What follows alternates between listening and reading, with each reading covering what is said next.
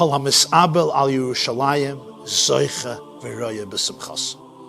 Whoever mourns for Jerusalem merits and sees its joy. How can it be that 1,900 years later, Jews are mourning for a home that's not been here for 2,000 years?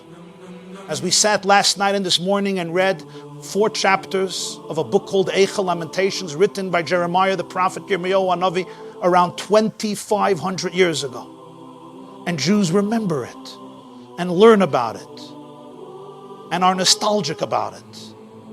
Ask the Chassam Sofer, how did such a thing happen? At some point in history, the Jewish people should have said, it's time to move on. Shuvi, Shuvi Hashulamis. The pasuk says in Shir HaShirim, the sages say, come, try out other things. It's time to move on. Forget it. Time to close a lid. Yet the Jews don't forget Yerushalayim. They don't forget the Beis HaMikdash. They don't forget Mashiach. They don't forget redemption. Says the Chassam Sofer, how? And the answer is, because it's not dead, it's alive. Gilad Shalit's mother, you would tell her during the 5 years he was by Hamas, it's time for closure. There's no closure. Why?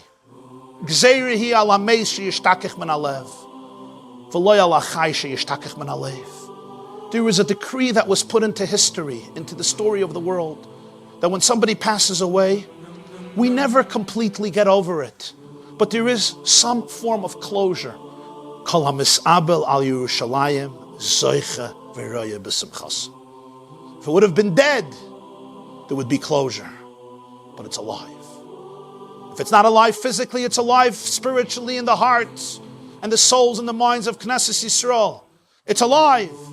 Kol hamis'abel al Yerushalayim, the very fact that Jews mourn for Yerushalayim. Zoicha v'roya b'simchasa. Right now you're meriting to see the joy. Right now you're meriting to see something that's vibrant, that's pulsating, that lives in the history and the story, in the daily life of the Jewish people, men, women, and children in the Holy Land and the whole world. And therefore you know that physically it will also be rebuilt.